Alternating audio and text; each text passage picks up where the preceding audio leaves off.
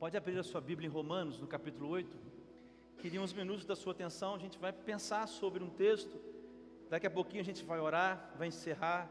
Depois eu quero te convidar a comer uma salada de frutas. É isso, mãe? Salada de frutas ali depois com a gente. É um prato um dos que eu mais gosto de comer. Mas desses minutinhos que a gente tem, a gente vai refletir. Eu queria convidar você a pensar comigo.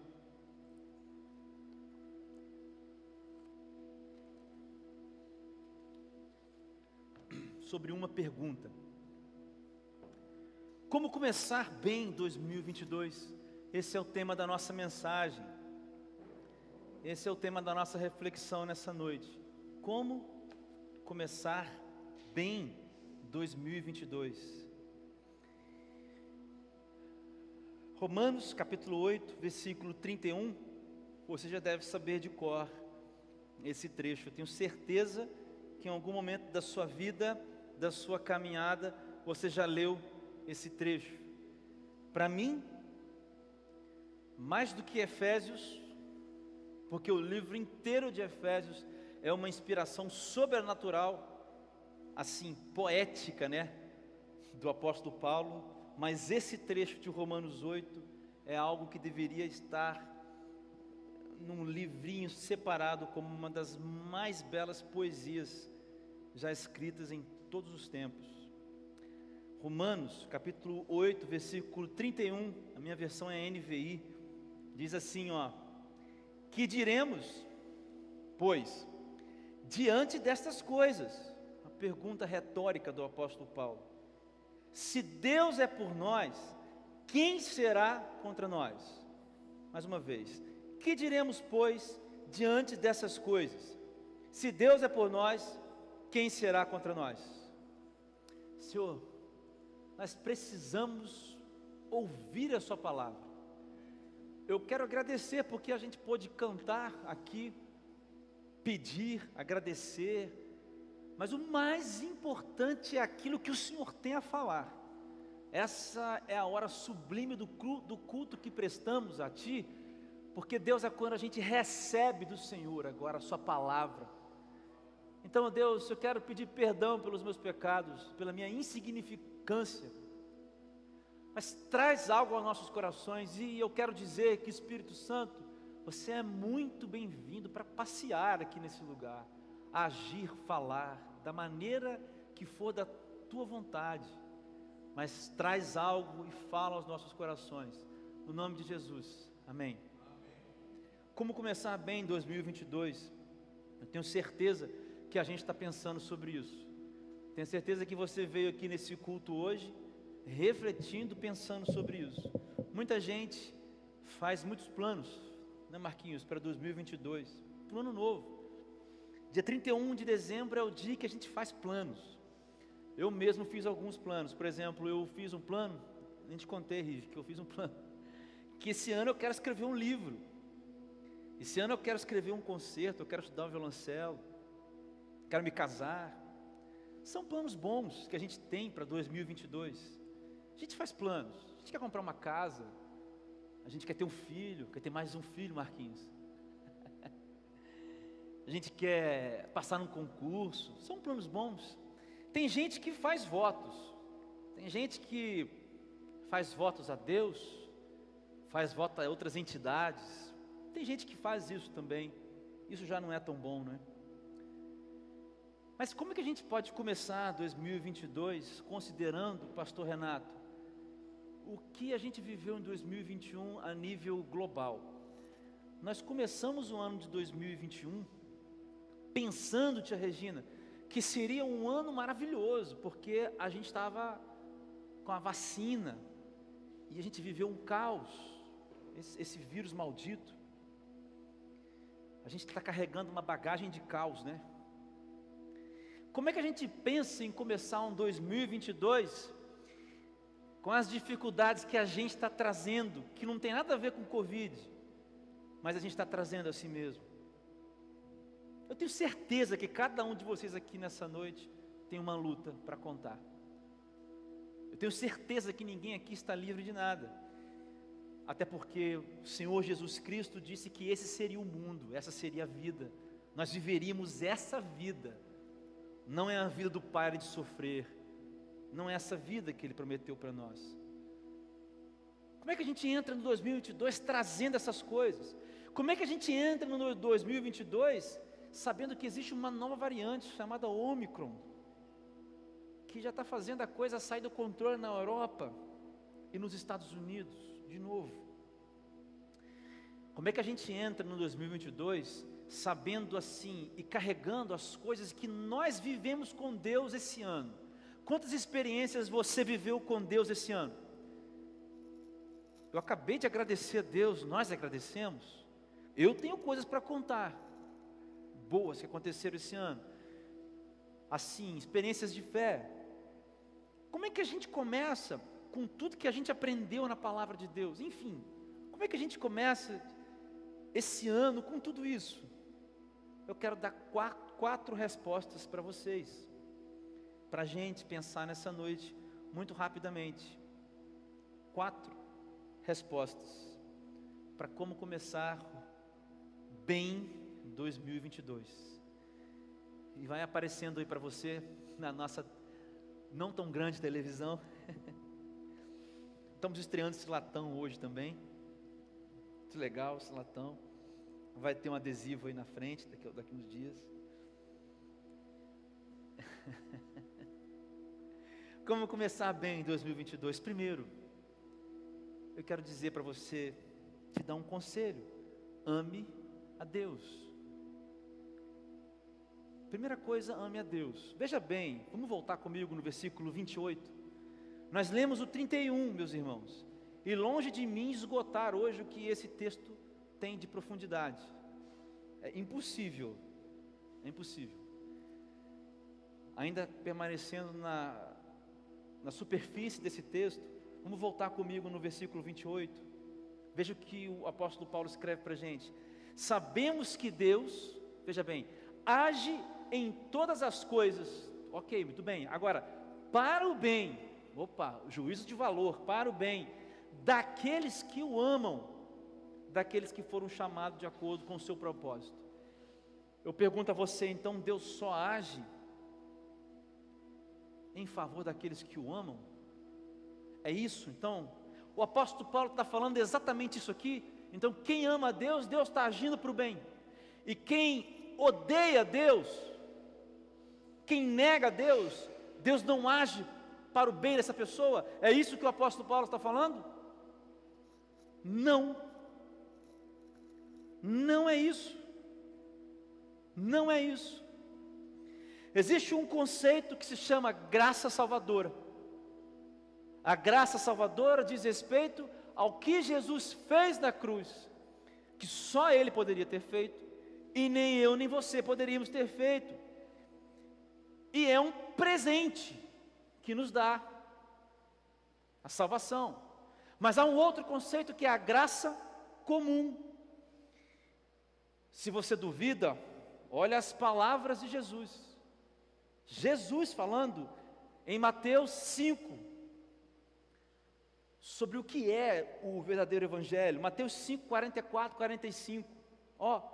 Mas eu lhes digo, palavra de Jesus, amem os seus inimigos e orem por aqueles que os perseguem. Para que vocês venham a ser filhos de seu Pai, que está nos céus. Ele dá um mandamento, Rive, para a gente aqui. Mas aí ele vai agora, o Jesus vai dar. Por que ele fala isso? Porque, veja, porque Deus faz raiar o seu sol sobre os maus e os bons, e derrama chuva sobre os injustos e sobre os justos. Então nós estamos ouvindo aqui, eu acho que parou o fundo, nós estamos vendo aqui Paulo falar que Deus só age a favor daqueles que amam. Não. Qual é a ideia por trás do versículo? A ideia por trás do versículo é a seguinte, meu irmão. É que Paulo está querendo dizer que Deus, não é que Deus está respondendo exclusivamente àqueles que amam a Ele. Mas é que aqueles que amam a Deus estão percebendo o cuidado de Deus. Sabe por quê? Porque confiam nele. O que é amar a Deus? Você sabe que Jesus diz isso. Amar a Deus com todo oração, toda a sua força, todo o seu entendimento. O conceito de amar a Deus, que a Bíblia nos ensina, é com tudo que temos. E quando nós amamos a Deus com tudo que temos, nós acreditamos que Deus é quem diz Ele ser. Por isso o apóstolo Paulo está dizendo assim: porque Deus age em todas as coisas, fazendo bem das pessoas que amam a Deus, e elas sabem que Deus faz isso porque elas confiam em Deus, elas conhecem, elas amam Deus, porque elas conhecem, porque elas confiam, porque elas obedecem. Você entende a virada de chave que Paulo dá aqui? Amar a Deus não é uma atitude irracional. Amar a Deus não é botar um copo e pedir para Deus purificar uma água e vamos... Amar a Deus é um ato racional. Precisa ser um ato racional primeiro. Você precisa acreditar que existiu um homem chamado Jesus Cristo, que foi carne e foi osso. Isso não é da ordem do irracional. Isso não é da ordem do milagre, isso é da ordem do racional. Você precisa acreditar nisso. E essa crença sincera e racional gera em você uma confiança sobrenatural, que resulta numa obediência incondicional. Uma maneira muito boa de começar o ano de 2022 é entendendo Romanos 8:28. Ame a Deus, conheça a Deus e você verá que a bondade do Senhor está te perseguindo. Isso é amar a Deus. Nós não amamos a Deus porque Deus me deu isso, porque Deus... Isso é uma relação humana, mesquinha, como são as nossas relações. Perdoe-me dizer isso. Nossas relações humanas são relações baseadas na troca. Quando alguém não me dá aquilo que eu quero, eu me afasto. Mas Deus já deu. Deus se movimentou primeiro. Por isso que amar a Deus significa conhecer a Deus. Acreditar em Jesus Cristo como um homem que veio à terra, que morreu, que ressuscitou e que vivo está para sempre. Para estas pessoas, e apenas para estas pessoas, Deus está agindo para o bem. Porque para as outras, tia Regina, Deus não está agindo na cabeça delas. Vocês entendem a diferença? Quem não ama a Deus não consegue acreditar num Deus que faz o bem. Quem não ama a Deus pensa que aqui é o inferno, e aqui é o céu, e aqui é o inferno. Uma vez eu conversei com um médico que disse isso para mim: não tem nada de céu, você tem que tomar remédio, e aqui é o inferno, aqui você paga, não tem Deus. Para essas pessoas é claro que Deus não está agindo para o bem, porque elas não amam a Deus, elas não acreditam, e elas não conhecem a Deus, é claro. Por isso que uma maneira de começar o ano de 2022, uma boa maneira é amar a Deus. Você conhece a Deus? Você conhece Deus? Você sabia que Deus renova as misericórdias dele todas as manhãs? Que ele disse no Salmo 23 que a bondade dele nos persegue. Ame a Deus. Segundo, jogue no time da vida. Isso aqui é legal, Marquinhos. Jogue no time da vida. Vamos olhar para o versículo 31. O versículo 31 diz assim: que diremos, pois, diante dessas coisas? Se Deus é por nós, quem será contra nós? Vamos lá. A gente tem a tendência de olhar para esse texto e analisar ele como se fosse um português.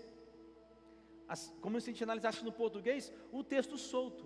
Mas no contexto, esse se não é condicional.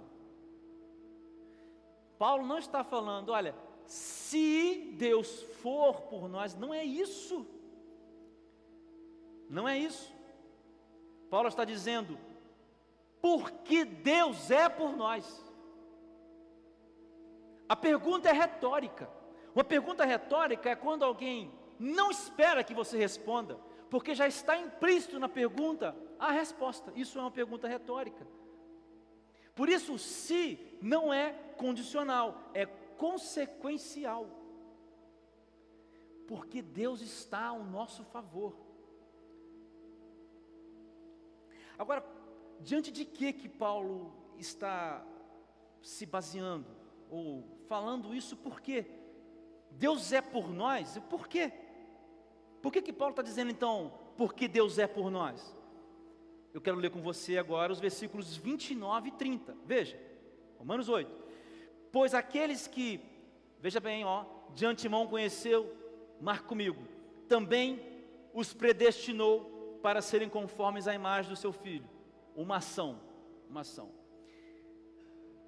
a fim de que ele seja o primogênito entre muitos irmãos. E os que predestinou, também chamou, segunda ação. E os que chamou, também justificou, terceira ação. E o que justificou, também glorificou. Você viu alguma coisa nesse versículo, levando a mim e a você acreditar que você ou eu fizemos alguma coisa? Porque o que eu li no texto é, Deus chamou, quer dizer, Deus predestinou, Deus chamou, Deus justificou e Deus glorificou. O trabalho todo foi de quem? Foi de Deus. É por isso que o apóstolo Paulo disse, se Deus é por nós, quem será contra nós? Por que ele foi por nós? Porque o trabalho já foi feito por Deus, e não por mim, e nem por você. E Deus, meu querido, trabalhou para que você tivesse vida, simplesmente. Deus se movimentou quando nós éramos mortos espiritualmente. Efésios, você pode ler em Efésios capítulo 1, Efésios capítulo 2, versículo 4. Você pode ler em 1 João capítulo 4, versículo 19. Essa mesma ideia. Deus se movimenta em direção ao homem morto espiritualmente, para que o homem viva. É por isso que eu disse, jogue no time da vida, porque esse é o negócio de Deus. O negócio de Deus é vida. O negócio de Deus não é morte. O negócio de Deus é vida. Deus joga no time da vida, meu querido, Ele até já venceu o jogo, para que você tivesse vida, e vida em abundância. O problema é que a gente deixa de jogar nesse time, quando a gente se afasta, quando a gente acha que pode inventar o que não está escrito aqui, quando a gente se afasta da palavra, quando a gente deixa de orar, quando a gente deixa de obedecer, quando a gente tem medo de crescer. Para jogar no time da vida, você tem que seguir o dono do time. É Ele em quem faz as coisas, é Ele em quem dita as coisas, Ele é o dono da sua vida. Jogue no time da vida. Você entende? Tudo o que Deus fez foi para que você tivesse vida. Comece assim 2022. Terceiro ponto, comece 2022 não sendo dominado pelo medo. Não seja dominado pelo medo diante da Ômicron, diante das variantes, diante das coisas. não seja dominado pelo medo. Nós vamos reler o versículo 31. Que diremos, pois, diante dessas coisas? Que coisas? As coisas que Deus fez para que a gente tivesse vida. O que eu digo quando eu vejo tudo isso que Deus fez? Só uma coisa: se Deus é por nós, quer dizer, Deus é por nós, quem é que é contra nós? Se foi o Deus que se colocou a nosso favor, porque Ele quis primeiro se movimentar a nossa direção, quem é contra nós? Quem é contra nós? Porque Deus é por nós. Você já leu o versículo 32? Romanos 8. Deus pode ser por nós, e Ele é por nós, e nós podemos dizer isso, que quem será contra nós? Essa pergunta retórica, que a resposta é nada e ninguém, porque o versículo 32 é a resposta, porque aquele que não poupou a seu próprio filho, mas o entregou por todos nós, como não nos dará juntamente com ele, e de graça? Ninguém faz por merecer. Todas as coisas, todas as coisas, todas as coisas. Aquele que não poupou nem o seu próprio filho, mas o entregou por todos nós, como não nos dará juntamente com ele, de graça, todas as coisas? Agora veja 3 perguntas que levarão você ao medo. 3 perguntas que vão paralisar você por medo diante da vida. 3 perguntas. Elas estão no texto. Versículo 33 diz assim: quem fará alguma acusação contra os escolhidos de Deus? Quem fará? O apóstolo Paulo responde: é Deus quem os justifica. Versículo 34, o apóstolo Paulo faz outra pergunta: quem os condenará, os filhos de Deus? Quem vai condenar os filhos de Deus? Condenar a morte eterna. Condenar aqui é a morte eterna. Quem vai condenar os filhos de Deus? Se foi Cristo Jesus que morreu, e mais, se foi Cristo Jesus que ressuscitou, e está à direita de Deus, e também intercede por nós, quem? Quem é que vai te condenar?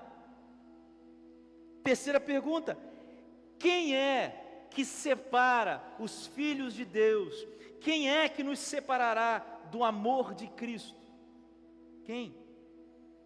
O apóstolo Paulo responde com outra pergunta: será tribulação, ou angústia, ou perseguição, ou fome, ou nudez, ou perigo, ou espada?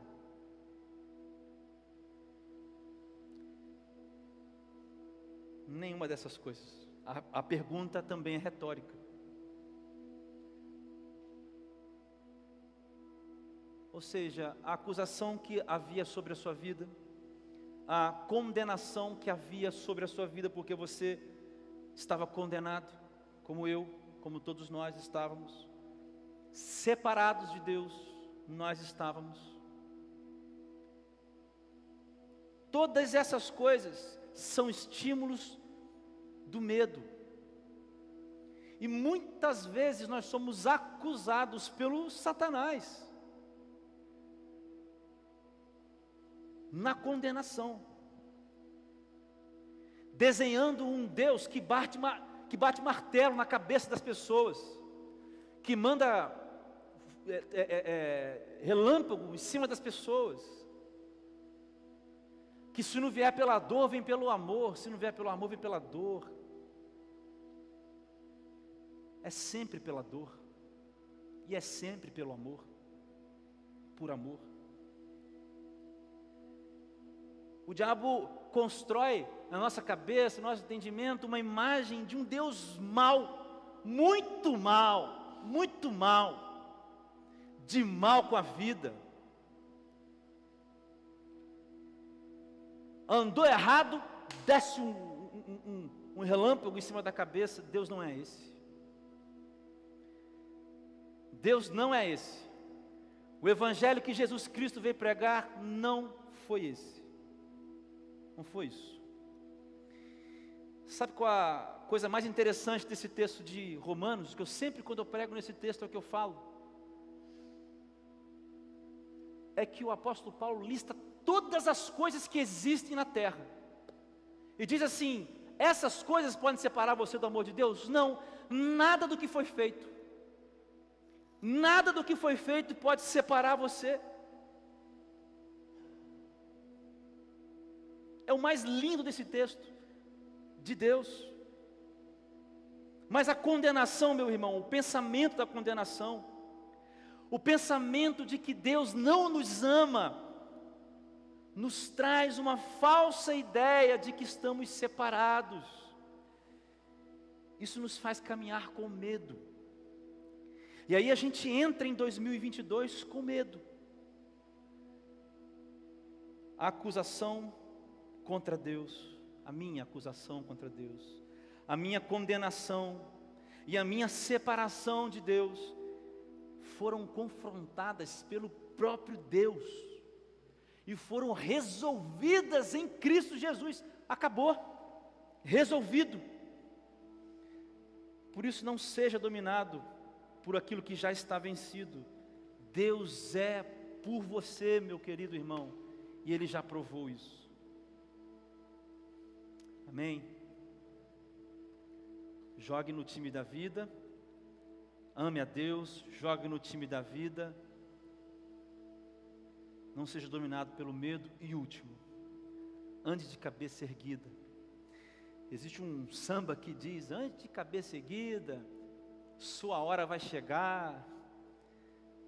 Não é nada disso. Versículo 37. Mas em todas estas coisas, eu quero te gastar esses minutos finais te falando isso daqui, para você nunca esquecer dessa lição que a Bíblia dá. Mas em todas estas coisas, somos mais que vencedores por meio daquele que nos amou. Você conhece esse texto? E você gravou isso aqui, mais que vencedores. Mas talvez você não tenha gravado o versículo 36. Porque o mais importante do texto, ou tão importante quanto, é o mais em todas essas coisas. É isso daqui, mais em todas essas coisas. Eu vou ler para você 36, Romanos 8, 36. Como está escrito: por amor de ti enfrentamos a morte todos os dias. Somos considerados como ovelhas destinadas ao matadouro. Você consegue pensar nisso numa boa imagem? É uma boa imagem para você? Ovelhas em fila para o matadouro? Essa é uma boa imagem? Mas é isso que o apóstolo Paulo está dizendo: é nestas coisas. Nestas coisas. É lindo o evangelho, Marquinhos, porque nós não somos vencedores de cabeça erguida por nós mesmos. Nós não saímos aí com as nossas conquistas materiais dizendo: olha, como eu sou mais que vencedor. O evangelho é a melhor notícia, porque é nestas coisas que nós somos mais do que vencedores, enquanto estamos andando na direção da matadora. É lá, é ali, na dificuldade da vida, no medo de 2022, que a gente levanta a cabeça e diz: somos mais do que vencedores, apesar das variantes do coronavírus. Somos mais do que vencedores, apesar das dificuldades financeiras, do caos que se estabeleceu no país e no mundo. Apesar disso, nós somos mais do que vencedores. Você precisa da contrapartida para dizer que é mais que vencedor. Senão, você está cultuando a si mesmo e a si próprio. Você precisa entender que é como ovelhas, por amor de Cristo, como que andando para o matadouro, no meio dessas coisas, a gente sabe que nada pode nos acusar, nada pode nos condenar, nada pode nos separar do amor de Cristo, nem a morte, nem a morte. Antes de cabeça erguida, meu irmão, 2022, se o ano trouxer dificuldades, lembre de Romanos 8:36. Não lembre só do 37, do mais do que vencedores, lembre do 36. É ali, é nessa loucura de pessoas que andam assim na vida, mas são mais do que vencedores. É isso que me encanta no Evangelho, porque não é uma filosofia de vida, como o budismo, como outra coisa qualquer, como mais uma forma para você ganhar muito dinheiro na internet, ou abrindo seu negócio, ou fazendo isso, ou sei o que, investindo. Não é nada disso. O Evangelho é a vida crua, nua do ser humano, marcada pelo pecado, a nossa natureza que enfrenta as dores do mundo, e assim mesmo diz, mais do que vencedores. Eu estou certo de que nem a morte, nem a vida, nem o passado, nem o presente, nem o porvir, nem a altura, nem a profundidade, nem a morte e nem a vida, nada pode me separar do amor de Cristo. O amor de Deus que está em Cristo Jesus. Nada pode nos acusar, nada pode nos condenar, nada pode nos separar e nada pode nos fazer perder o jogo da vida. Se estamos em Cristo, porque Cristo já venceu por nós.